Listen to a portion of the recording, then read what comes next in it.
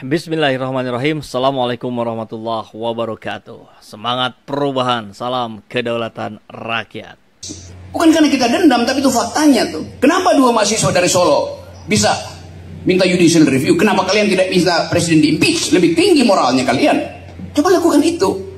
Kita mesti lakukan radical break. Ada terobosan, diperlukan terobosan. Terobosan itu hanya datang dari pikiran intelektual, bukan datang dari pikiran finansial. Jadi, saudara-saudara, silahkan pikirkan bahwa ada peluang untuk mengimpeach presiden. Bukan saya komporin, faktanya begitu, ada di dalam konstitusi. Disebutkan dengan jelas, presiden bisa dijatuhkan bila dia melakukan perbuatan tercelah. Saya rumuskan tadi, periksa secara serius. Supaya ada pembelajaran pada kita bahwa kita tidak diam melihat yang bisa berlanjut. Itu pegangan saya. Satu waktu saya naik Gunung Siklop, dan saya hitung bahwa saya bisa taklukkan, bisa panjat gunung itu dalam waktu 4 jam maksimal. Karena saya lihat segitu. Saya biasa naik ke Himalaya tuh. Ya saya anggap ya 4 jam. Yang terjadi apa? Saya mesti butuh waktu 15-16 jam untuk tiba di puncak. Kenapa begitu? Karena ternyata nggak ada jalan di situ. Mesti merangkak di akar-akar rotan. Jadi kalkulasi epistemik saya gagal karena saya tidak melihat keunikan dari Papua, yaitu hutan yang masih tertutup. 16 jam baru nyampe dan gak ada makanan.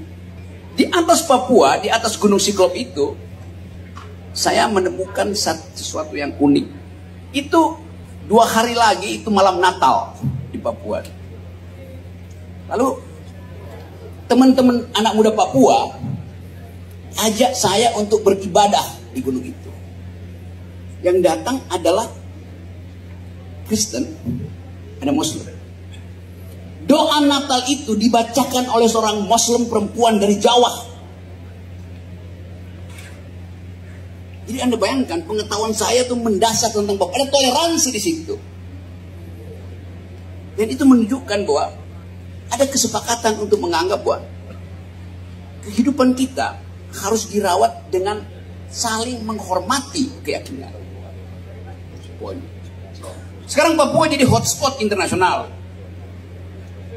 Karena sangat mungkin Indonesia mengalami instabilitas dimulai dari Papua. Kenapa? Karena Papua itu ada di dalam kondisi hak asasi manusia yang parah, makin lama makin parah. Anda bayangkan kalau terjadi krisis politik di kawasan Pasifik, Papua akan jadi tempat pertama intelijen militer Amerika beroperasi. Karena di situ ada tambang emas mereka, ada Freeport. Itu yang menerangkan mengapa Amerika bisa memaksa Port Moresby, Papua Nugini, sehingga sekarang pelabuhan udara dan pelabuhan laut Papua Nugini boleh didarati oleh pesawat-pesawat Amerika yang hanya butuh kira-kira 1 jam untuk ke Papua.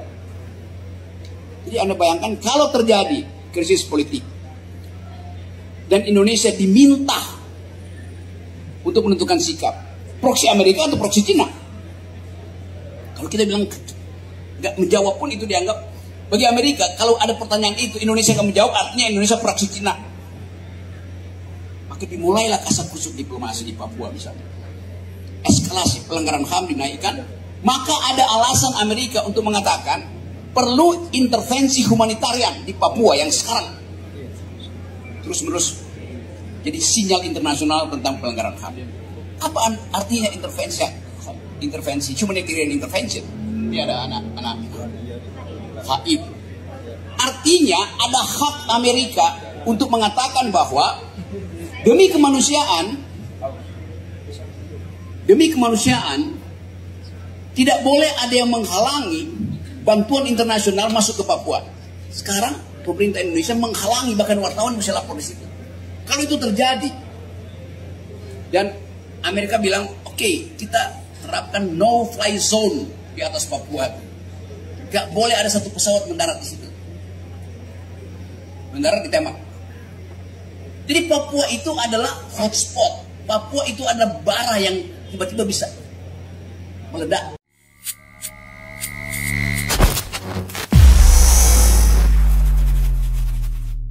Apa kabar Pak Prabowo melihat fakta yang seperti ini? Anda yang bilang timbul tenggelam bersama rakyat. Jangan timbul sendirian, rakyatnya yang tenggelam. Akhirnya rakyat juga yang susah, rakyat yang jadi korban. Alhamdulillah, rakyat bisa belikan rumah, mobil, dan lain-lain untuk para pejabat ya. Insya Allah nanti di akhirat yang memang itu menjadi hak kami, pasti akan kami tagih. Bersenang-senanglah di dunia fana ini, keadilan akhirat akan menanti. Ngeri ini, ngeri ini. Ini respon rakyat ini terhadap pembangunan IKN yang sungguh tidak ada perencanaannya dari awal, muncul di tengah-tengah. Janji kampanye nggak ada yang begini-begini dulu. Pengadilan akhirat akan jauh lebih mengerikan dari pengadilan dunia. Ngeri. Yang dipajak pemilik rumah-rumah sangat sederhana untuk membuat rumah-rumah mewah para menteri, presiden, wakil presiden. Miris. Bagus banget. Sementara itu di ibu kota lama masih banyak anak yang kelaparan. Lanjutkan. Surga terakhir menjelang neraka tanpa akhir. Nauzubillahi min zalik. Luar biasa ini respon-responnya ya. Nggak ada GoFood tuh gimana tuh? Ya bikin, bawa chefnya sendiri. Allahu Akbar. Ya, rajin bayar pajak ya. Mari kita dukung kesejahteraan aparatur pemerintah. Jangankan PPN 12%, 15% pun aku siap demi pemerintah, demi pejabat-pejabat bisa bermewah-mewahan. Nggak aman juga tuh area gempa sebetulnya di sana ya. Bayar semua pajak agar IKN cepat clear. Biaya horden sama dengan 3 rumah subsidi. Gini amat jadi jelata di Indonesia ya. Kalau baru mulai sudah jor-joran, kemungkinan pembangunannya tidak sampai selesai karena keburu kehabisan dana. Sangat boleh jadi begitu. Sangat boleh jadi. Kita lihat saja nanti ya. Rakyat mah cukup dikasih janji-janji doang. Alhamdulillah sehat-sehat ya para menteri dan pejabat. Mari semangat bayar pajak wahai masyarakat Indonesia. Jangan sampai pejabat kita kesusahan dalam bekerja, apalagi jatuh miskin. Oke guys, jogetin aja. Allahu Akbar. Tonton terus, tinggal menunggu azab. Bukan azab ya. Tapi maksudnya pasti azab itu. Khalifah Sayyidina Umar bin Khattab pasti menangis melihat ini. Ya. Sama sekali jauh dari panutan kita. Ini semua responnya luar biasa. Hebat sekali kalian ya. Demi bermewah-mewah, rakyat yang jadi korban. Luar biasa. Dan belum lagi nanti akan bagi-bagi kue kekuasaan. Ya, bagi-bagi yang sekarang sudah mulai rebutan. PAN dengan Golkar katanya rebutan Menteri ESDM. Siapa yang diajukan PAN tuh jadi menteri tuh? Eko Patrio katanya ya. Jadi di negara dagelannya ketua DPD-nya nanti komeng aja sekalian. Mau nangis, jalan di kampung gue rontok pelek, pajak kita buat bangun rumah menteri ya. Ya itulah kenapa Anda pilih 02, ini resikonya. Kan begitu kata mereka, kata Erlangga begitu. Ya ini konsekuensi karena pilih kelanjutan ya kita lanjutkan, termasuk naikin pajak. Bisa kayak begitu ya pejabat-pejabatnya brengsek gitu. Aduh, kesenjangan makin terlihat ya, disparitas makin besar. Ini nggak berhenti-berhenti, ini saya scroll dari tadi ke bawah ini. Dan semuanya sama. Semuanya nyinyir. Dan harus dinyinyirin yang begini, harus dinyinyirin, harus dikritik, harus dilawan. Kenapa sih rumahnya nggak ukuran rumah subsidi aja sih biar merakyat? Ya karena mereka bukan rakyat. Mereka merakyat itu hanya ada di masa kampanye saja. Di luar masa kampanye mereka bukan rakyat. Pejabat itu bukan rakyat. Rakyat itu ya kita-kita ini yang selalu menjadi korban dari pembangunan yang entah Bagaimana konsepnya? Nggak jelas. Selamat menikmati bapak-bapak pejabat. Kami akan kerja keras agar bisa bayar pajak terus membantu bapak-bapak untuk menikmatinya. Hai orang miskin, jangan iri ya. Makan caci sarden aja sama keong sawah. Kalau beras mahal, tawar biar murah. Dipaksa sehat di negeri yang sakit. Ngeri. Dan setiap pergantian menteri pasti ada pengadaan furnitur baru. Dan biasanya menteri yang baru juga nggak mau pakai furnitur menteri yang sebelumnya. Jadi ini akan di furnitur baru tadi yang Pak Basuki akan dipakai beberapa bulan. Nanti ganti menteri, ganti lagi furnitur dan sebagainya.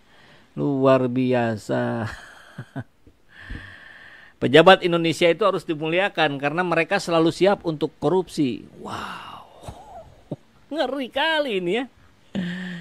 Nggak heran sih, cuman yang bikin heran kenapa jadi terheran-heran. Nah, ini saya tentang bagi-bagi kue kekuasaan yang nanti akan semakin menggelembungkan dana operasional negara karena menteri yang jumlahnya 34 ini akan dikembangkan menjadi 40. Duit lagi. Dari mana duitnya? Ya dari kita, dari pajak-pajak rakyat jelata ini yang dipaksa tidak punya opsi lain, hanya bisa mengikuti kehendak penguasa ya. Coba kita lihat.